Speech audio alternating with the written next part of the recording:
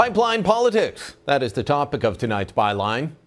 The net effects of the pipeline's impact on our climate will be absolutely critical to determining whether this project is allowed to go forward. U.S. President Barack Obama earlier today in his speech, that's one aspect of pipeline politics that I want to talk about today. Obama has essentially set it up that he can veto the Keystone XL pipeline, but he's trying to make it look like he can approve it and he's open to it. He's not. The other aspect of pipeline politics is a bit closer to home. I've been telling you for some time now that there's a certain group of people that don't want any pipelines in this country, and they don't want pipelines because they don't want oil, specifically Canadian oil, and more specifically, Alberta oil. They don't want it used for anything. Well, this week they showed up near Hamilton, Ontario to try and stop a pipeline that's already built, but they don't want it reversed. They're breaking the law and occupying the property of Enbridge, the company that already runs the pipeline known as Line 9A. It shouldn't be shocking that these protesters are breaking the law. It's what the radical left does. They don't believe in the rule of law. They don't believe in property rights. They believe in a smash mentality. The kind of smash mentality that showed up in the streets of Toronto during the G20 summit a couple of years ago. You probably remember scenes of the G20, cars burning in Toronto streets, windows smashed, and an angry mob, several angry mobs actually, running rampage through the city. I was there and it was tough to believe, even seeing it with my own eyes. I was inside the summit for much of the day, that first night with the violence, but even at night when a lot of the live media coverage had died down, I remember having to walk several blocks out of my way to avoid the violent thugs then in a pitched battle with police on Spadina Avenue. This was an area of Toronto I knew well from the short time I lived in the city, and I couldn't believe what was happening. So why do I bring up the G20 in Toronto? From way back in 2010, when I'm talking about pipeline protesters in Hamilton, here and now. Well, because it appears one of the professional protesters is a man who was charged with conspiracy to incite violence at the G20. He's part of the Line 9 protest. His name is David Prachika. He agreed to a plea bargain deal that it saw some of his friends go to jail while he walked free. Police and prosecutors argued that the group of 17 people had plotted the violence that the world witnessed in June 2010. Of course, the whole group maintains their innocence, even though some agreed to go to jail. They said they weren't looking to overthrow the system. They're just regular folks working on ending, quote, colonialism, capitalism, borders, patriarchy, white supremacy, ableism, hetero-cis normativity, and environmental destruction. And of course, they mean to accomplish this by overthrowing existing power structures. Now, Prachika is part of the Line 9 protest that's going on. Here's what he told the local paper, the Hamilton Spectator. Our one simple goal is to stop Line 9, and we're going to keep at it until it succeeds. He added that they have seen a lot of response from the surrounding communities, and we recently had people show up from Ottawa, Montreal, Kingston. Our numbers and our capacity seem to be growing a great deal. Now, I can kind of get Montreal and Kingston. The pipeline will hit both those towns, but protesters showing up from Ottawa in Hamilton to fight against a pipeline won't go anywhere near where they live? Why would that be? Maybe because these people are nothing less than professional protesters. That's what Prachika seems to be. In a long rambling posting on his acceptance of the plea deal and the fact that he didn't sit in jail awaiting trial in his eventual plea deal, he actually said, well, this was all due to mommy and daddy being well off. Quote, I am from a privileged family and have parents who make very respectable sureties. Now, I wonder if that's why he's also able to play camping on someone else's property in violation of the law. He and his buddies have set up a camp on Enbridge property, and they say they won't leave until they get what they want. Some of the protesters cleared out earlier today when an injunction was delivered, but others are staying put and they're building barricades. They've already been there for days, and remarkably, they were not forcibly moved out. I'm sorry to all those Native protesters I insulted when I said non-Natives would be arrested for this sort of BS. Apparently, all you have to do to be arrested is support the wrong kind of issue. Say, be Linda Gibbons, the granny who protests abortion on a public sidewalk. Well, her they will bust with a pile of cops, far more than they need for a 90-pound woman. But set up a camp on an energy company's property? Well, the cops will just refer to you as a peaceful, quiet protest. But they won't move you. No, they'll wait for the company to go to court, and even then, they won't remove the people that chain themselves to the fence. I have an idea. Just end it. End all of it.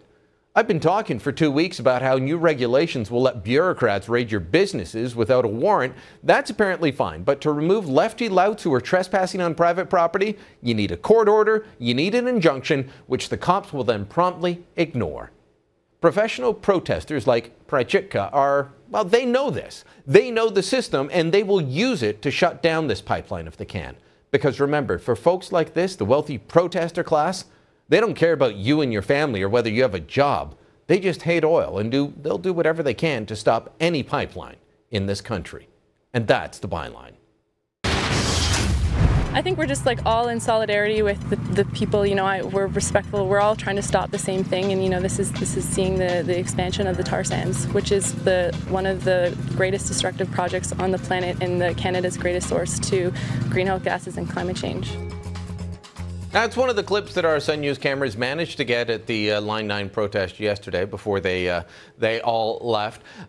Which is odd is that they were trespassing on private property, but they didn't want us being there. They said, you can't be here. Ezra Levant joins us now for more on this. And Ezra, it's pipeline politics all over the place today. We'll get to Obama and what he and his administration are saying about Keystone in a minute. But this Line 9 issue, this is the good pipeline. Everyone wanted east-west until they didn't want east-west because, well, not that Alberta oil. Well, that's the funny thing. This pipeline was built in 1976. It's 37 years old. And for the first 20 or so years that this pipeline was around, it took Alberta oil to Ontario and Quebec. But then because of market conditions, they reversed it in the 90s and started taking conflict oil from the east and pumping it west. So now the owner of this pipeline wants to reverse it, to turn it back how it used to be, how it was built to be. So the pipeline's actually in the ground. There's no new land claims issues, no new negotiating with landowners. Yeah, but Ezra, you're just in the pockets of the oil company. Don't you realize, because the protesters told me, that this is different oil and it will rot the pipeline and then poison all of us? And then I think the apes will take over or something. I'm not sure on that last part. They're trying to somehow demonize an oil molecule from Alberta to say that an oil molecule from Saudi Arabia is better. Well, chemically, they're very similar, of course. What would be shipped east is diluted bitumen, or dilbit as it's called. It's been scientifically proven and has no more corrosion in a pipeline than other oil. Of course, dilbit has been pumped through pipelines for decades, so we have a lot of experience with it. Maybe a little bit more than some hippie on the street knows. But my point is, these protesters are making a choice. They have no argument about land claims or Indian issues because the pipe's already there.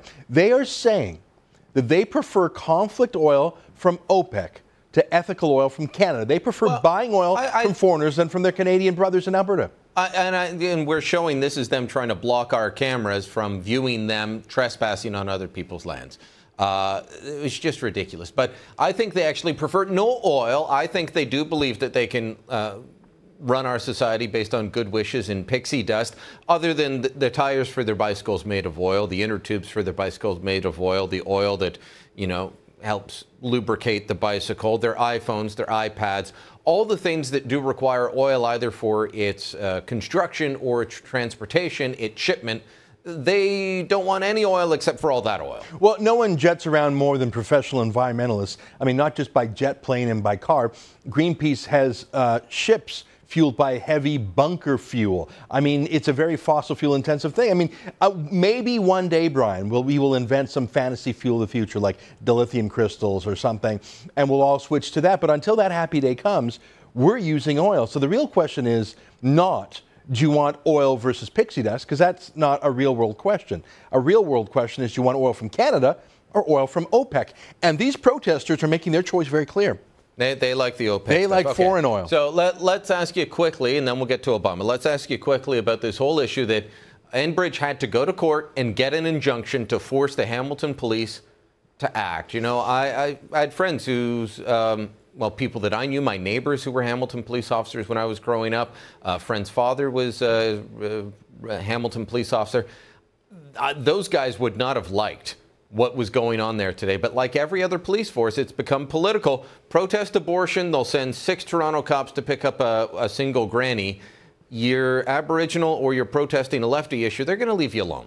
Well, that's the funny thing is these protesters were clearly not Aboriginal, but they claimed to be doing so in solidarity with Aboriginals, which is why they were allowed to trespass. And you're so correct to point out that anti-oil protesters, hell, they even climbed the roof of Parliament Hill, the Parliament buildings a couple years ago. I tell you, if you were at any other sort of terrorist scaling the walls, you'd probably be shot. But Greenpeace, oh, help yourself, guys, go right on the roof of Parliament. There's a double standard, and that doesn't just trouble me because I'm on the other side of the fence to the Greenpeace types. It troubles me, and it should trouble any Canadian who believes in the rule of law. What I mean by that is the same law applies to anyone, no matter what your political stripe, no matter how rich you are or how mediagenic you are. And it troubles me that we're seeing a pattern here. We've seen it with I Don't Know More, with Occupy Wall Street. We're seeing it here, we're seeing it in Caledonia, and it always seems to tilt one way. The police should be careful because they are starting to lose their moral credibility, and it's bringing their reputation into disrepute. If they absolutely. Yeah. Now, President Obama, big speech at, I believe it was Georgetown today, talking about climate change. He's relating every single adverse weather event of the last bunch of years to climate change and saying, well, we got to do something. So apparently they're just going to say Keystone can be approved as long as it doesn't increase greenhouse gases at all, which of course means they're going to find a way to say, well, it increases greenhouse gases, so it can't be approved. Well, again, the question is not will America use oil. Of course America will use oil. The question is from where. And right now the Keystone XL pipeline would displace oil from Venezuela. If that pipe goes all the way down to the Texas Gulf Coast, that would displace the ships bringing about 800,000 barrels of oil from Venezuela every day, almost basically a barrel for barrel, swapping out the Venezuelan stuff. Not only is Venezuelan oil conflict oil, it's run by an anti-American authoritarian regime. Yeah. That's allied with Ahmadinejad, but it's actually extremely high carbon. The oil from Venezuela is actually similar, it's heavy oil, similar to oil from the oil sands. So actually, even though Obama is saying that he wants it to reduce, he's worried about high carbon footprint, the oil sands oil that would come in Keystone XL, that would reduce America's carbon footprint if you believe in the global warming theory. Yeah, but it's held by a South American dictator, and he likes those. Ezra, we'll have to wrap it up there. Chat soon. Thanks, Brian. All right, share your thoughts on pipeline politics with me. Byline at sunmedia.ca. They don't care about jobs, do they?